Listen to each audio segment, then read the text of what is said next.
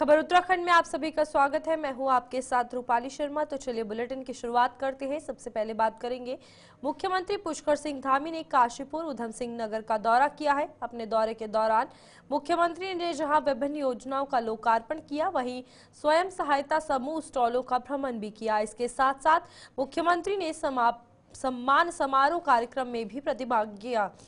इस दौरान मुख्यमंत्री ने निकाय चुनाव में भाजपा के पक्ष में वोट देने के लिए काशीपुर उधम सिंह नगर जनता का आभार जताया। इसके अलावा उन्होंने क्या कुछ कहा, आइए वो भी सुनते हैं।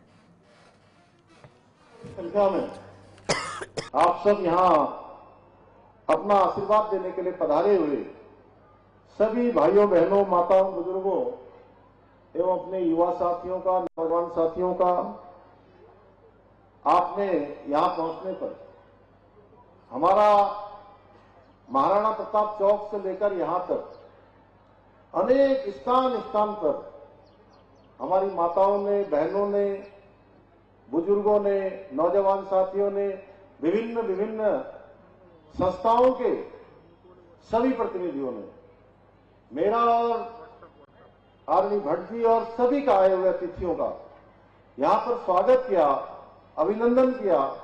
मैं भी आप सबका दोनों हाथ जोड़कर सिर झुकाकर आप सबका स्वागत करता हूं, आप सबका अभिनंदन करता हूं। भाइयों बहनों, मैं इस अवसर पर काशीपुर की इस पावन भूमि की रक्षक मां बाल सुंदरी, मां चामुंडा को भी दोनों हाथ जोड़कर शीश नवाकर नमन करता हूं। मुझे आज आप सबके बीच में आकर अत्यंत हर्ष की अनुभूति हो रही है। ऐसा नहीं लग रहा है कि मैं किसी कार्यक्रम में यहां आया हूं। ऐसा लग रहा है कि मैं अपने किसी पारिवारिक समारोह में शामिल हो रहा हूं। मैंने आप सबसे निवेदन किया था कि हमारी पार्टी के प्रत्याशी श्री दीपक बाली जी को और हमारे पार्षद गणों को अपना आशीर्वाद दीजिए, और आप सब लोगों ने हम पर बड़ी कृपा करी, अपना आशीर्वाद दिया। काशीपुर में आपने ट्रिपल इंजन की सरकार बना दी, और एक ट्रिपल इंजन की सरकार बनने के बाद मैं एक बार बीच में आया था यहां भागवत कथा के आयोजन में, लेकिन इस प्रकार के सार्वजनिक कार्यक्रम में आप सबसे मिलने का अवसर उस समय नहीं मिल पाया था। इसलिए मैं मानूंगा कि आपसे मिलने का उसके बाद ये मेरा पहला अवसर है। इसलिए इस अवसर पर नगर निगम चुनाव में भाजपा को ऐतिहासिक विजय दिलाकर ट्रिपल इंजन सरकार बनाने के लिए मैं सभी काशीपुर वासियों का हृदय से आप सबका धन्यवाद करता हूं, आप सबका आभार व्यक्त करता हूं।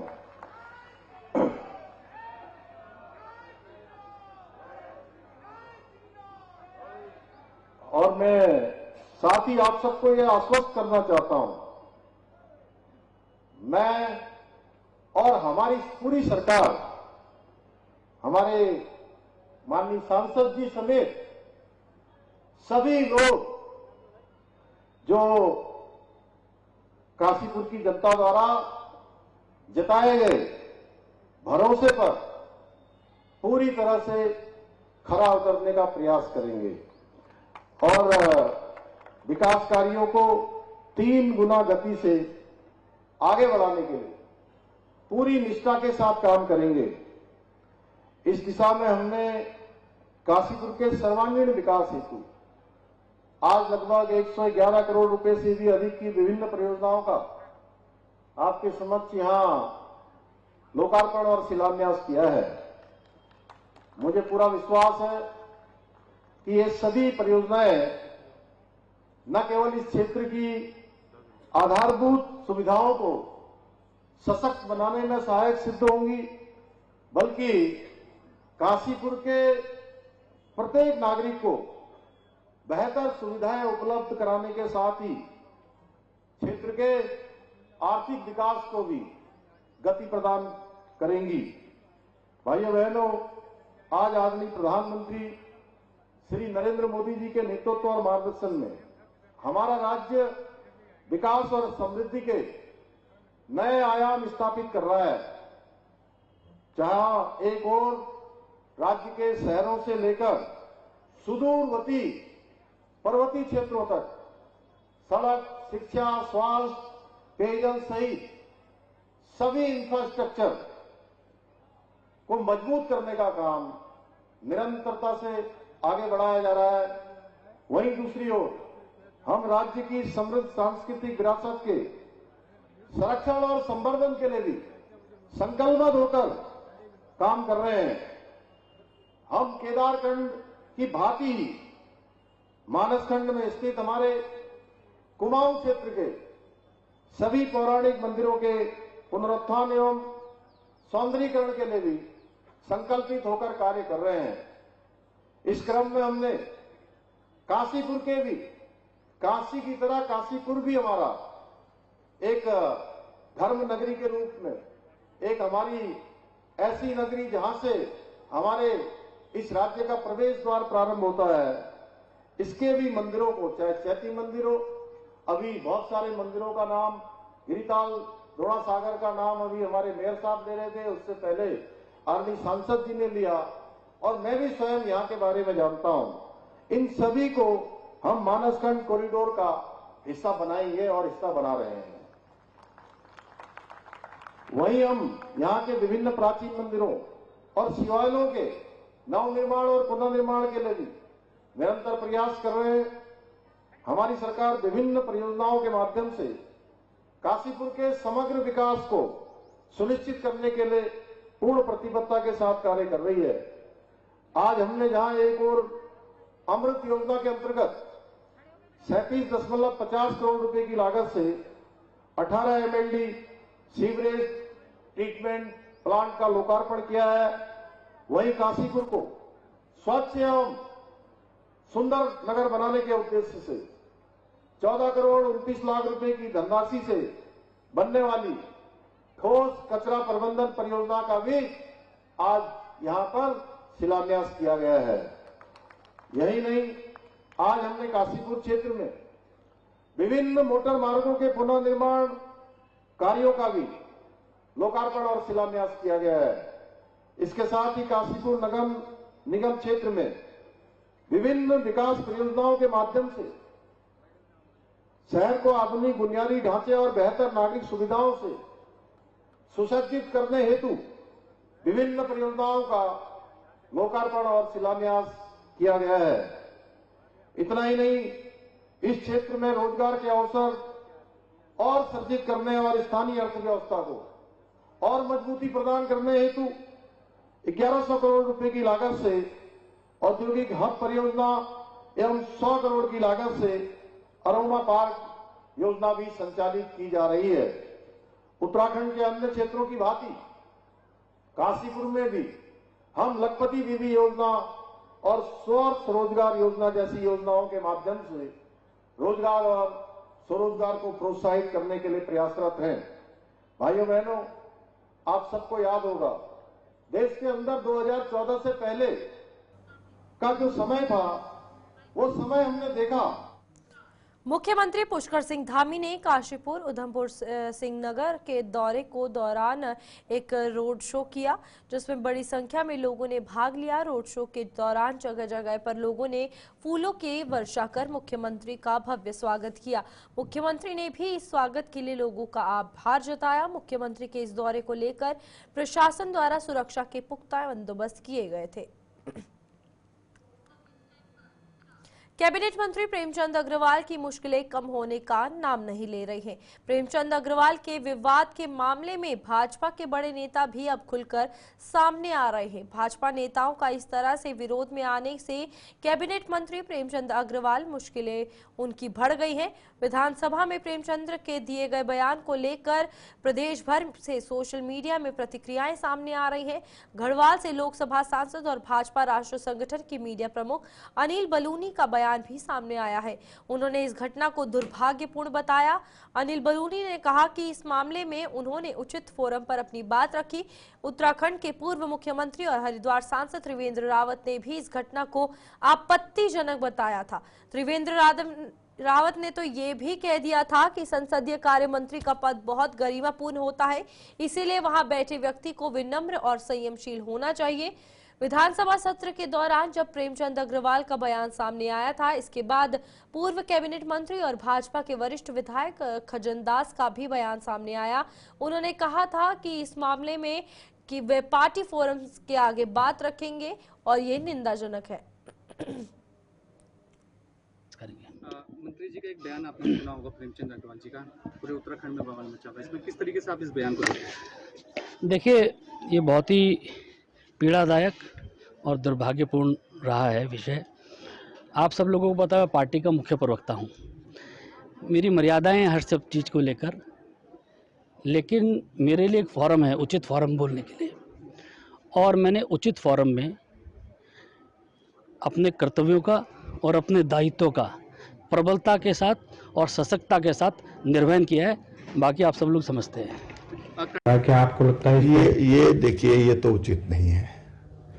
हम सब उत्तराखंड के लोग हैं और हमको उत्तराखंड की जो सौहार्द है उसको बनाए रखना चाहिए, और इसलिए जो लोग अगर उसको इसलिए उसको हवा दे रहे हैं वो उचित नहीं है। हाँ, उन्होंने जो कहा वो सच में उसको, मुझे नहीं लगता कि कोई उसको उचित ठहरा सकता है। सर, यूसीसी पे देखिए, दुर्भाग्यपूर्ण है, इस तरह की शब्दावली इस मंदिर पे नहीं होनी चाहिए। सबसे पहले हम भारत माता की संतान हैं, उसके बाद हम उत्तराखंडी हैं, और हम पहाड़ और मैदान की बात करेंगे तो ये दुर्भाग्यपूर्ण है। आने वाली पीढ़ी को क्या शिक्षा हम दे पाएंगे? इसलिए इस तरह की बातें नहीं होनी चाहिए, और मैं इसका बहुत गौर विरोध करता हूँ। और कम से कम मर्यादा में रहना चाहिए, चाहे विधायक हो चाहे मंत्री हो। शब्दावली ऐसी होनी चाहिए जो किसी के सम्मान को ठेस न पहुंचे। सरकार ने कैबिनेट से सहकारिता चुनाव में महिलाओं को 33% आरक्षण देने का फैसला कराया था।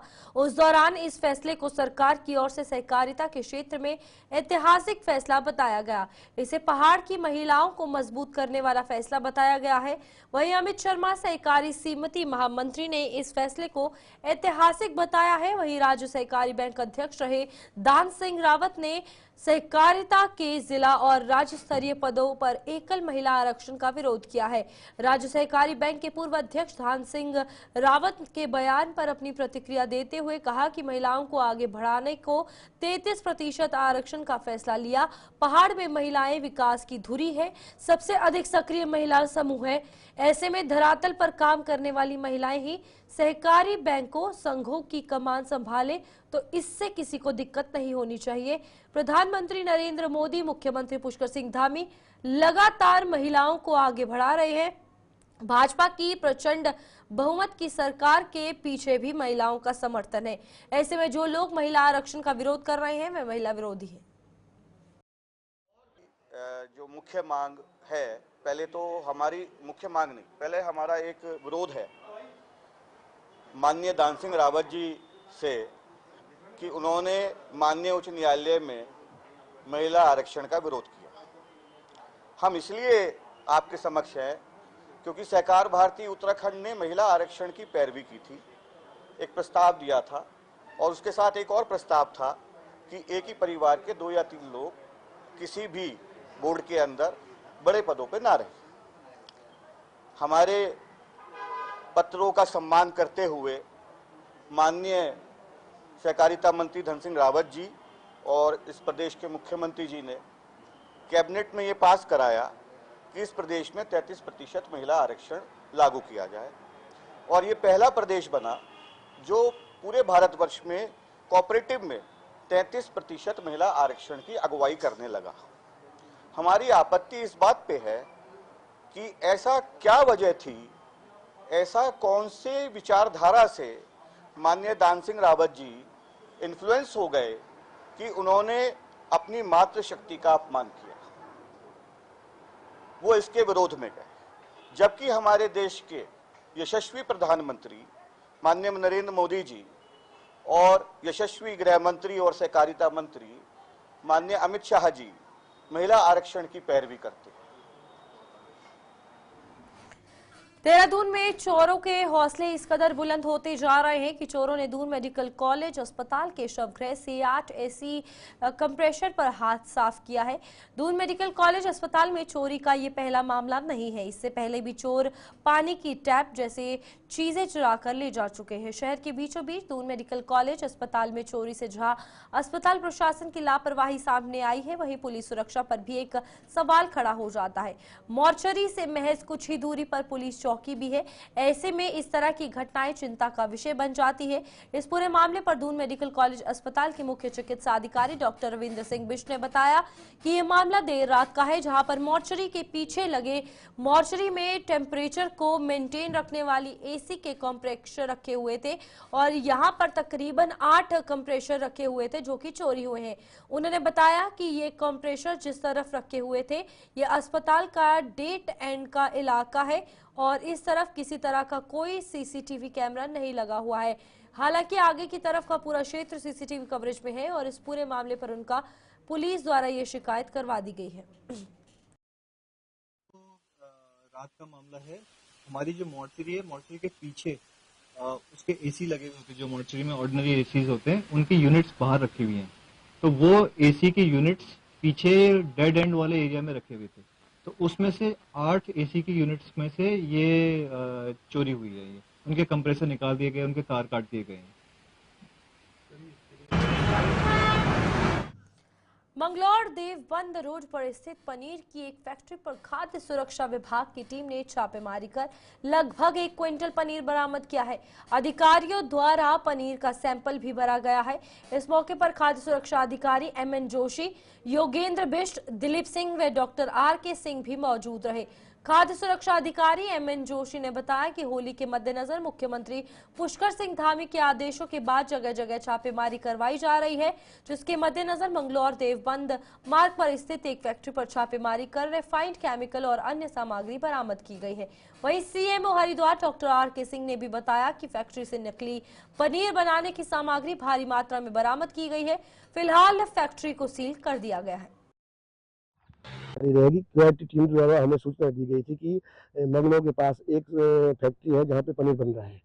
तो उसी सूचना पर हम लोग यहाँ पहुंचे तो हमने यहाँ देखा कि पनीर जो मिला है उस पर केमिकल भी और रिफाइंड भी इस टाइप का मिला, जो कि अच्छा स्टैंडर्ड का नहीं था, जो जिससे कि मिलावट की आशंका थी। उसी परिप्रेक्ष्य हम लोग ने कार्रवाई करी है और ये कार्रवाई हमारी लगातार जारी भी है और जारी रहेगी कंटिन्यू।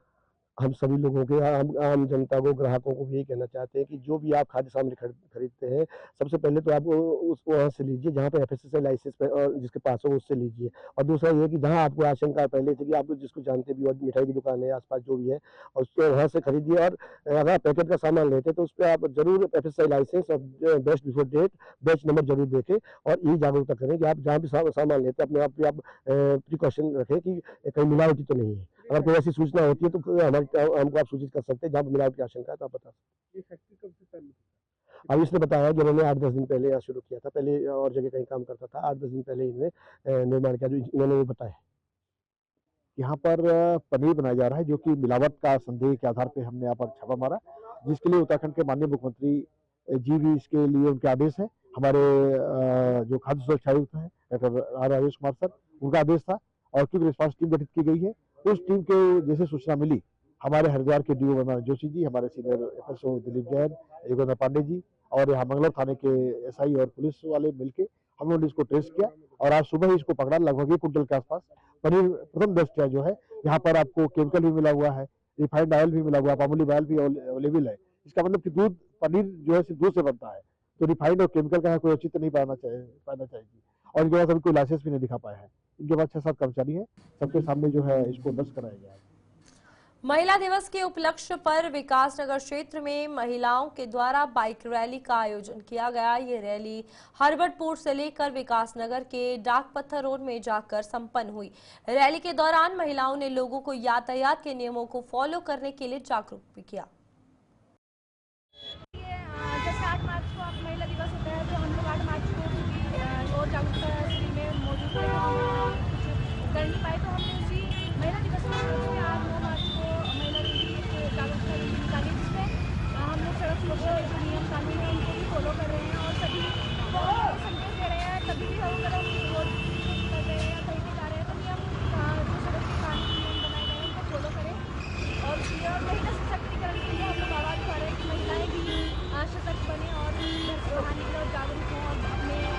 लिए ये रैली कहाँ से शुरू करी, कहाँ पे करोगे? मंगला फार्म हाउस से होकर विकास नगर डाकघर चौक से वापस मंगलम में ही समाप्त होगा। आपका नाम, आपका पद? मेरा नाम प्रीति संजय, मैं बोर्ड का आगामी होली और ईद के त्योहारों को शांतिपूर्ण और सौहार्दपूर्ण वातावरण में संपन्न कराने के उद्देश्य से सिडकुल थाना परिसर में एक महत्वपूर्ण बैठक आयोजित की गई। बैठक की अध्यक्षता थाना अध्यक्ष मनोहर सिंह भंडारी ने की, जिसमें स्थानीय गणमान्य व्यक्तियों, समाज सेवियों और पुलिस प्रशासन के अधिकारियों ने भाग लिया। बैठक के दौरान थाना अध्यक्ष भंडारी ने क्षेत्र के नागरिकों से अपील की कि वे आपसी भाईचारे और सौहार्द के साथ त्योहारों को मनाएं। उन्होंने कहा कि होली का पर्व उल्लास और रंगों का त्योहार है, लेकिन इस दौरान किसी भी प्रकार की अप्रिय घटना को रोकने के लिए सभी को सतर्क रहना होगा। उन्होंने नागरिकों से अनुरोध किया है कि सड़कों से गुजरने वाली किसी भी व्यक्ति पर जबरन रंग ना डाला जाए और इस बात का विशेष ध्यान रखा जाए कि किसी समुदाय की भावनाओं को ठेस ना पहुंचे। देखिए, आपको पता है कि होली नज़दीक है और इधर रमजान का कार्यक्रम भी चल रहा है ना, तो इसलिए इन चीज़ों को मद्देनजर देखते हुए तो थाना अध्यक्ष महोदय ने जो बैठक ली है कि गांव के अंदर शांति व्यवस्था बनी रहे और कोई दंगा फसाद करता है तो उसकी सूचना थाना प्रभारी को दी जाए, ऐसे संबंधित जो क्षेत्रीय अधिकारी रहेगा है ना उसको दी जाए, जिससे गांव के अंदर दंगा फसाद ना हो और गांव के अंदर शांति व्यवस्था बनाए और सभी होली का पर्व हो चाहे रमजान का त्यौहार चल रहा हो वो सबको शांति व्यवस्था भाईचारे की नज़र से देख के हम सितारगंज में शिक्षा सत्र में सभी विद्यालयों में संचालित पुस्तकों का मूल्य सार्वजनिक करने एवं प्रत्येक स्कूलों का पुस्तक प्रत्येक दुकानों में उपलब्ध कराए जाने की मांग को लेकर नगर पंचायत चेयरमैन एवं बंगाली कल्याण समिति अध्यक्ष ने तहसीलदार को ज्ञापन प्रेषित किया। तहसीलदार पूजा शर्मा को प्रेषित ज्ञापन में नगर पंचायत चेयरमैन सुमित मंडल एवं बंगाली कल्याण समिति अध्यक्ष चंद्र राय ने कहा कि विद्यालयों के प्रबंधकों एवं पुस्तक विक्रेताओं द्वारा आपसी सांठगांठ कर मनमर्जी तरीके से पुस्तकों का विक्रय किया जाता है, लिहाजा शिक्षा सत्र 2025-26 में पुस्तकों का मूल्य सार्वजनिक किया जाए एवं प्रत्येक विद्यालय का पुस्तक प्रत्येक पुस्तक विक्रेताओं के यहाँ उपलब्ध कराया जाए ताकि अभिभावकों को एक साथ लूट खसोट न हो सके। तो हमारे बच्चों का भविष्य है, उसको देखते हुए जैसे हर क्षेत्र में बताऊंगा, पूरे उत्तराखंड की बात मैं बताऊंगा, प्राइवेट स्कूल में हो गया जिस प्रकार से बस्ता आजकल भारी हो रहा है और जो किताबें स्कूल से पर्सनल दुकानों के लिए करा जाता है उसमें उस विषय में ज्ञापन दिया है। और कुछ चीज़ें ऐसा है जब फीस का भारी वजन जो गार्जियनों पर पड़ रहा है तो इस मामले में आज ज्ञापन दिया है, देखते इसमें कब तक कार्रवाई हो पाती है। बहुत एक आंदोलन की तैयारी हम कर रहे हैं इसके खिलाफ भी, क्योंकि भविष्य अपने बच्चों का है, अपने क्षेत्रों के बच्चों का है, तो उस भविष्य के साथ कोई खिलवाड़ नहीं करने का। उत्तराखंड के पहाड़ी इलाकों में वन्य जीवों के हमलों की घटनाएं लगातार बढ़ रही हैं। कोटद्वार में कॉर्बेट टाइगर रिजर्व के बफर जोन से सटे गांव में बीती रात बाघ ने एक महिला पर हमला किया। इस हमले में महिला की मौके पर ही महिला की 55 वर्षीय पहचान गुड्डी देवी पत्नी राजू भदूला के रूप में हुई है। जानकारी के अनुसार विकासखंड नैनी डांडा के अंतर्गत कालागढ़ टाइगर रिजर्व से सटे ग्राम जमूड़ में बाघ ने अचानक महिला पर हमला किया। सूचना के बाद केटीआर वन प्रभाग की टीम भी मौके पर पहुंची। चलिए अभी के लिए बुलेटिन में इतना ही, मुझे दीजिए इजाजत, नमस्कार।